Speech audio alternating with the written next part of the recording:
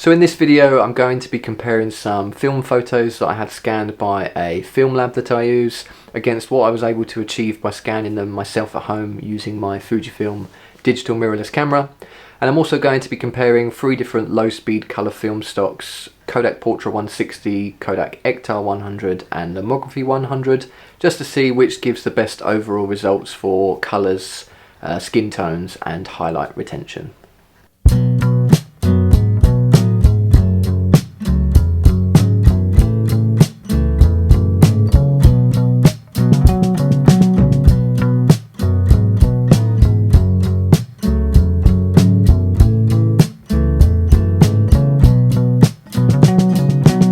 So basically this little sort of comparison test came about just because it was something that I was interested in personally, and I thought I'd share it with you guys as well.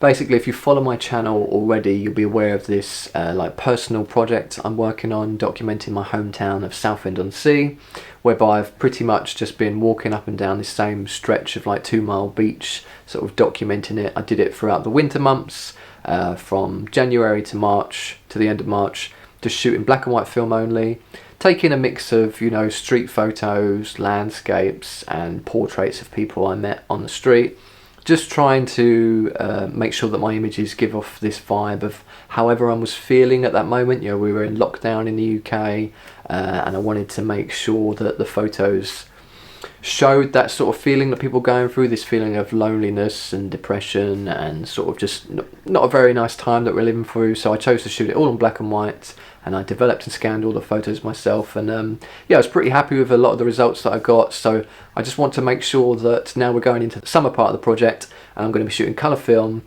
that I can get the results that I want to make sure they're as good as the winter photos. So I thought, obviously first and foremost I need to figure out whether I'm going to develop and scan all of the negatives myself, send them off to a lab for them to develop and scan them, and do it all themselves, or send them off to a lab for them to develop and scan them myself.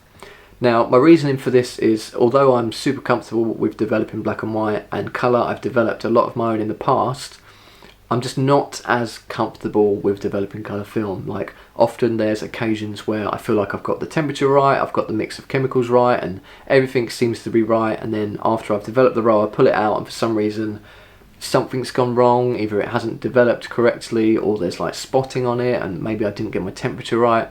So it puts me off, you know, putting in all this effort and going out and shooting some photos, asking strangers for portraits, thinking I've got this cracking shot, coming home, developing it myself, and then pulling it out only to find that I've completely ruined it. And although I know, you know, I could force myself to practice and get it to a point where I know what I'm doing and I'm comfortable, at the same time, because we're going into the summer, I'm a wedding photographer, my work is now picking up, I'm getting busy, I just don't really feel like I have the time and effort to put into it. You know, mainly it's time, because I'm going to be so busy shooting weddings and having a backlog of weddings to edit and go through and stuff. So yeah, first up and foremost, obviously, I compared the pricing. So I basically just compared costing and I compared time. So in terms of costing, I've got my little notes here.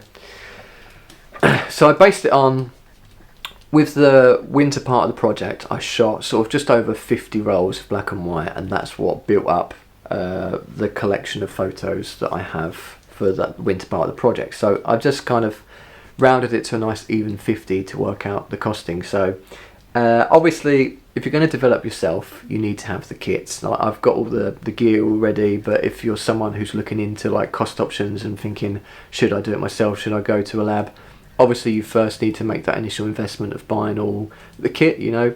And I'd say you could get everything you need, like the tank, you know, everything that you could possibly need to develop colour film yourself at home for less than £200. You could get it all. But I've already got mine, so we're not going to talk about that. So the developing kit that I've used in the past and I tend to use is called a Bellini C41 kit, which is a really nice kit. The chemicals basically all come ready to mix. There's no powders, it's just kind of good to go. And I've had really good results from that in the past. Out of the kit, it cost me about £36, and I get usually 16 rolls out of that, as long as you use it within time. So 36 divided by 16 is £2.25 a roll. which is not bad. That's really good costing, but obviously you've just got to be aware that it's your time that you're using, so it's going to take me a lot longer to develop them all when I'm busy, and I might have to like have a massive backlog and then one day spend a whole day developing, which I just don't really know if I want to do. So we're looking at, in terms of developing myself, it's going to cost me £2.25 a roll. Now the lab I use are called Take It Easy Lab. They're based in Leeds, and they're a mail-in film lab. They're really good. I've been using them for just over sort of half a year now, and out of all the film labs I've used in the past, they get me the best results to, you know, what I want out of my film scans. So I'd highly recommend them. If you haven't heard of them before, definitely check them out and give them a go. But so in terms of their costing, to develop only and then send you back your negatives, is £4.50 a roll. Or obviously for them to develop and scan, they give you various options of scanning levels, you know, low res JPEG, medium JPEGs, high res JPEGs, or TIFF files, which are the highest sort of files you can get in terms of quality.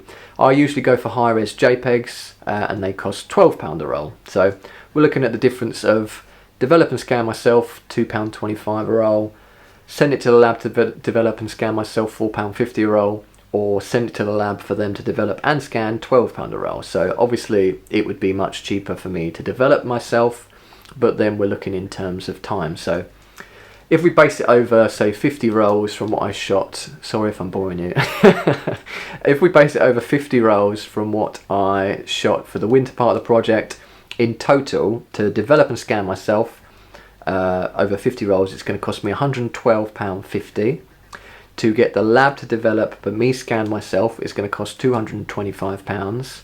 To get the lab to develop and scan all of the images, it's going to cost £600, give or take.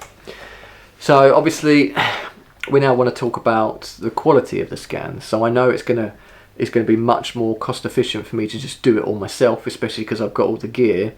But what are the quality of the scans compared? So I thought I would compare a few different photos that the lab have scanned for me in the past. I thought, now I've got the negatives, I'll just try and scan them myself. And I scanned a few. So basically I use my Fuji camera. I've got Fuji X-T3s, Fuji X-T4s. So I use my Fuji X-T4. I use the Fuji XF 60mm f2.4 macro lens, which gives me really good results. And I literally just put it on a tripod. I will obviously make sure it's nice and stable, and it's flat and as straight as can be, and I angle it right. And then I've got a Kaiser Slim Light LED panel as the light source. For my 35 and 120 negatives, I've been using the Essential film holder, which is just a great piece of kit. It's literally just like a 3D printed film holder for your negatives. I've been using that probably again for about half a year now, and I always get great results from it. There's the two ones for 120 that I use. So one that allows you to keep the film borders, and one that cuts the film borders out, but I find that one makes the negative a bit more flat and straight, so it's better to use. But obviously that's one thing to mention if you are thinking about getting into scanning your own film. A lot of labs where you send it to, especially with 120 film, medium format film, they won't scan it with the borders.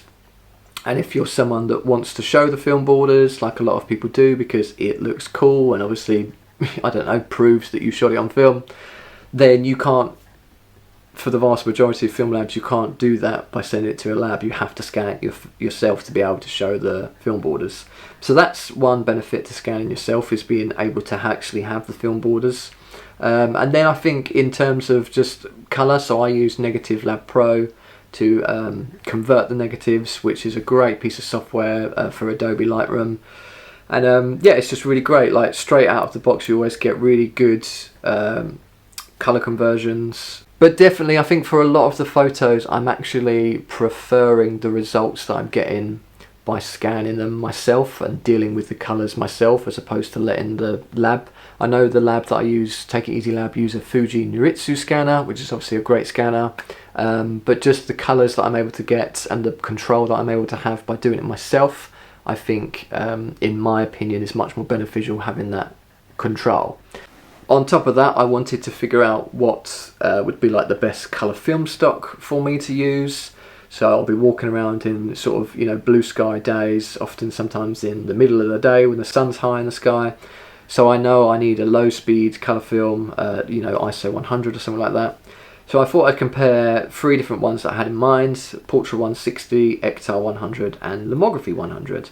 So recently I had a Hasselblad 500cm, which I borrowed off of a photography friend of mine, and with that there were 4 different film backs. So I knew that I'd have the chance to actually do a proper film comparison with all different free film stocks. So yeah, so that's what I did basically. I loaded 3 different film backs with all the 3 different films, and I took some photos of exactly the same thing. So I did this over a space of a couple of weeks. It's not like I did it in one day. I just knew that the film backs were loaded, and as and when I kind of went out and took some photos.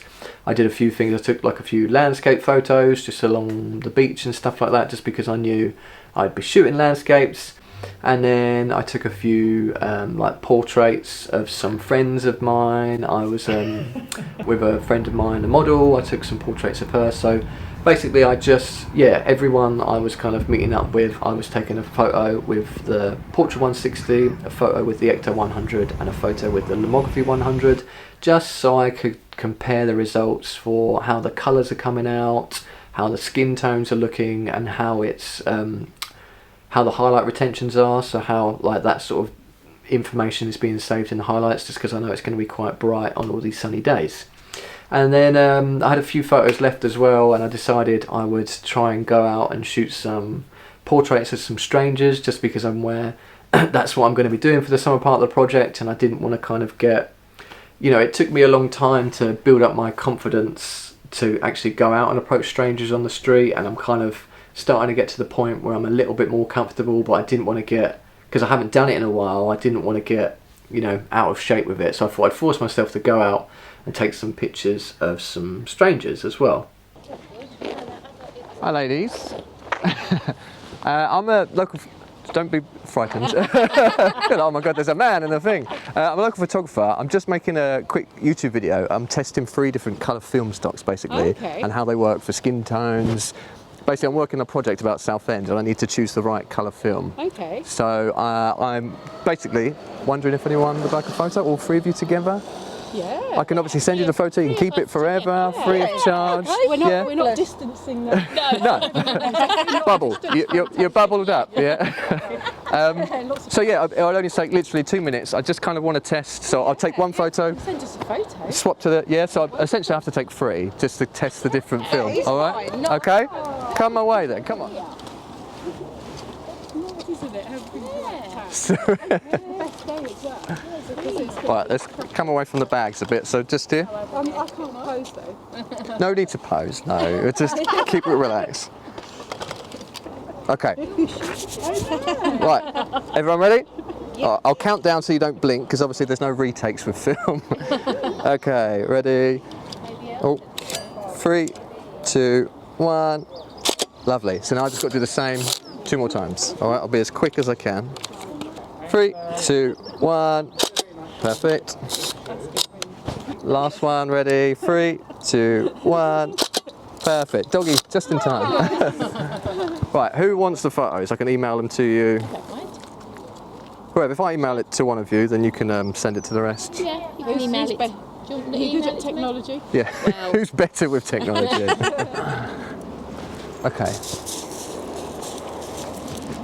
Plan is, we'll walk past them that way, and then I'll turn around, look at them, and then I'll go ask them. So you kind of... It's tough, this is hard, like just talking to strangers. Like if it was a wedding day I'd be fine, but the fact that they're just there sitting down eating an ice cream, minding their own business, I'm going to walk up like, let me take your fucking picture. Stressful. Ready? Ready. Come on in. We were never invited or included. Hi guys. Sorry to interrupt. I'm a local photographer, and I'm just doing a video. I'm testing out 3 different colour film stocks, if you know film photography, and like how they work for different skin tones. Would you guys be up for having a photo all together? I'll send you the photo. You can have it free of charge. You all look very nice there, eating your ice creams, drinking your coffees. Are you okay with that? Yeah. Yeah, all happy? Yeah, lovely stuff. This could be an album cover, you know. This looks like. So this is photo number 1. Okay, 3, 2, 1. Lovely. Okay, same again. 3, 2, 1. Okay, last one. 3, 2, 1. Perfect stuff, lovely. Who am I best to send the photo to? So I look at the younger one there. It's a cheat. It's always the way. Right, if I could take an email or something, and I'll send you all the photos. So after comparing all the results and sort of totting up the figures and stuff, essentially I've made up my mind that for the summer part of this project, I'm going to send the negatives to Take It Easy Lab to develop, but then I'm going to scan them all myself so I have more accountability and, you know, more self-control over it.